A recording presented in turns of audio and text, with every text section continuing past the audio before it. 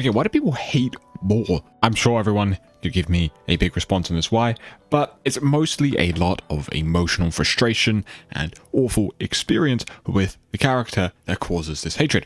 So he has, just to list some things off, he has some insane mobility, especially for a tank. He would be one of the most mobile characters in the entire game, yet alone the most mobile tank, which is ultimately super fun, but is kind of his downfall in terms of how fun he is to play against. This is definitely made worse in 5v5. I don't want to open up the 5v5 66 can of worms, but it is definitely made worse by having it be one single tank.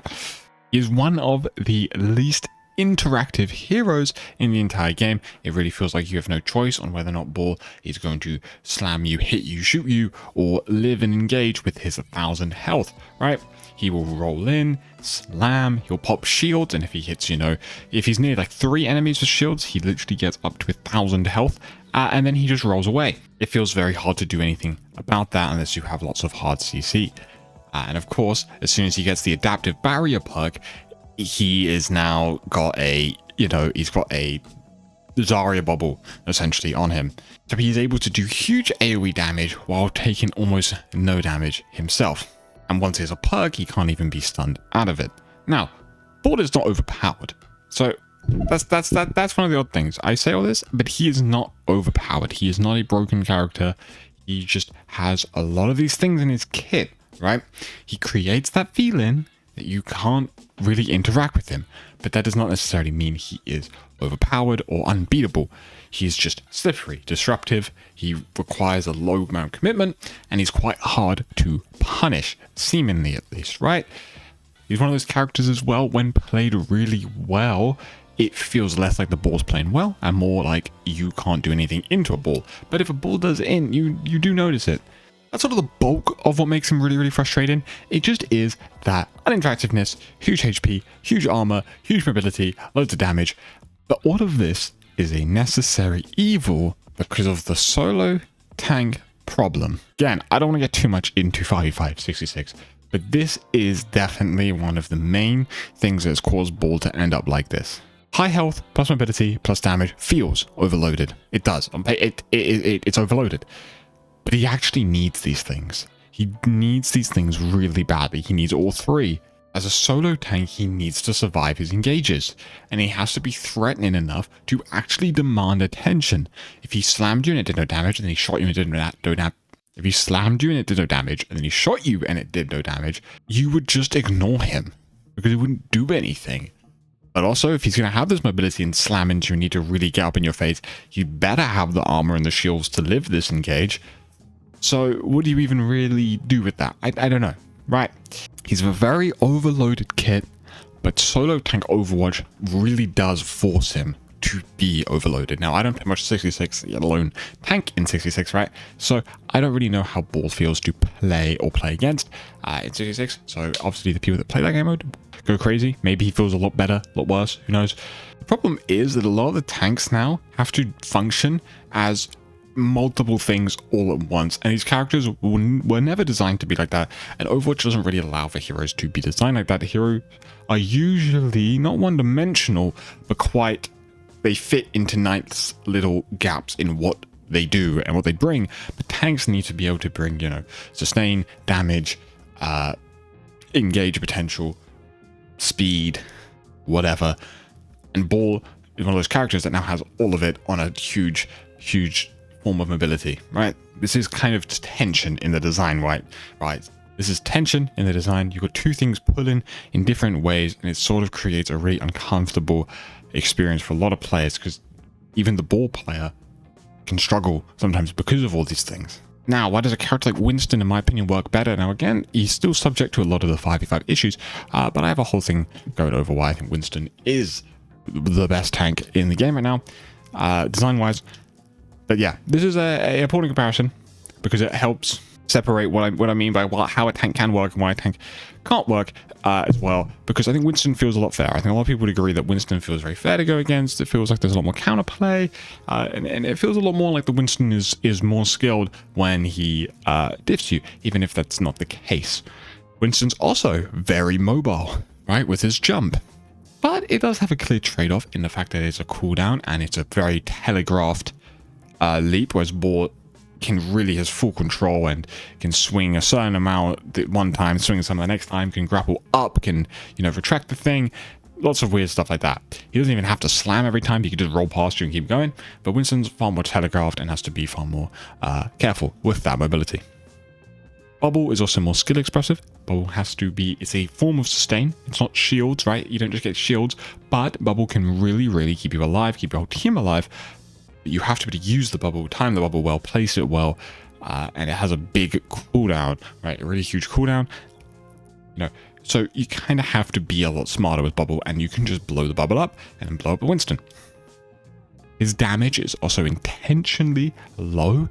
He really gets in your face, disrupts you, shield, you know, AoE damage, but it's not like huge damage. He doesn't just solo kill people. Obviously, he can do a lot of damage, especially if you weave in melees, but Winston is not a damaging character. He's just far more disruptive, and when he engages at the right time with his team, he becomes kind of unstoppable. He feels much fairer because his engagement windows are clearer, his survivability is more conditional, and his kill pressure is slower. He's not going to insta-kill you, right? He has a nice little burst when he lands melees, but it's nothing crazy, whereas Ball is able to do that huge AoE slam roll damage, right? He enters faster, he leaves faster, and he spreads damage.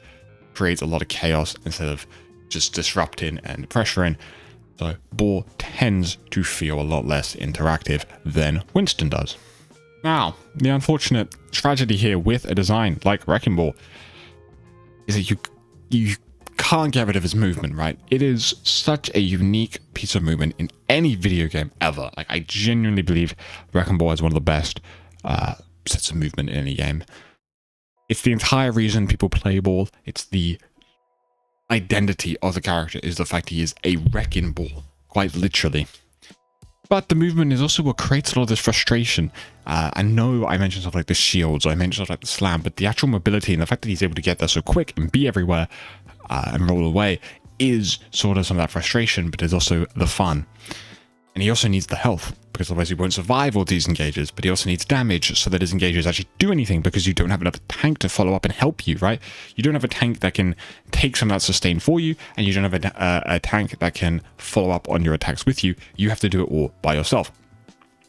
He needs all of these things to function in 5v5, and just kind of in the game generally. And those things then make him feel really unfair to play against. Every single part of Ball that people hate is the parts that are required to make him even function, and that is a tragedy of a design, because you have something so great, you have something so fun, so cool, but you need to give it so many little things here and there just to even make it work, which is really, really unfortunate.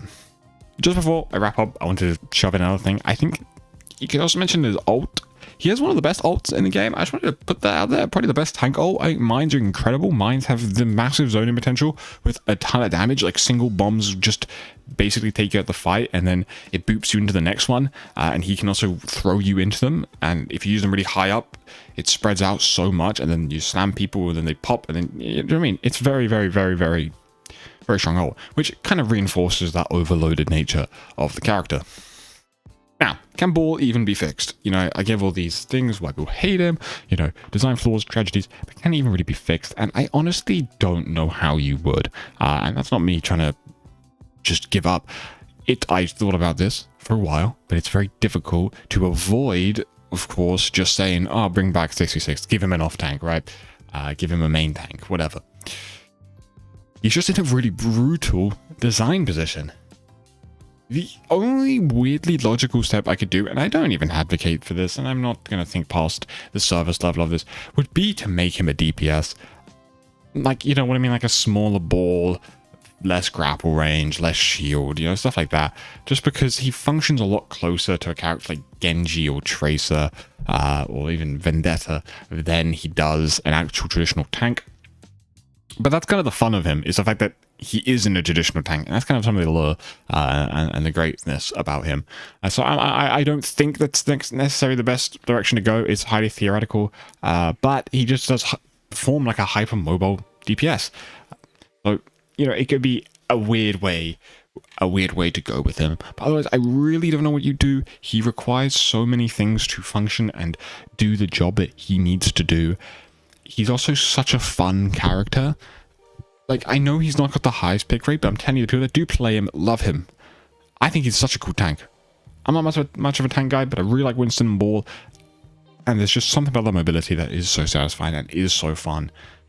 And you can't really change that. I think he's going to be one of those characters that you just have to accept. He's going to be in one of those positions where he's not going to ever be overtuned or massively weak. He's just going to be a frustrating character, and he exists in that design space.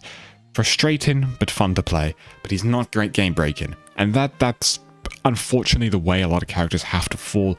It's just where some people need to be, and you can't do anything about that. Not every character's going to be perfect. Right, I know every character is going to be garbage. You have to have those people that are like, yeah, Ball's pretty frustrating for most people, but he is really fun. And he's also niche enough that he's not appearing in every game, so not everyone get annoyed. You might get a Ball game and you might get really frustrated with him, but then the next few games you don't see him, or you ban him, or something like that, right? And especially with hero bans, I think we're going to see this sort of design space be occupied a lot more, and just because you've got bans, if the character is really that frustrating for you, you might just try ban it. That's all I've got. I love Ball, incredibly fun character, but he also might be one of those characters that his existence and his strengths and his good elements are what causes his badly designed elements. So Ball is the worst good design in Overwatch. Thanks for watching.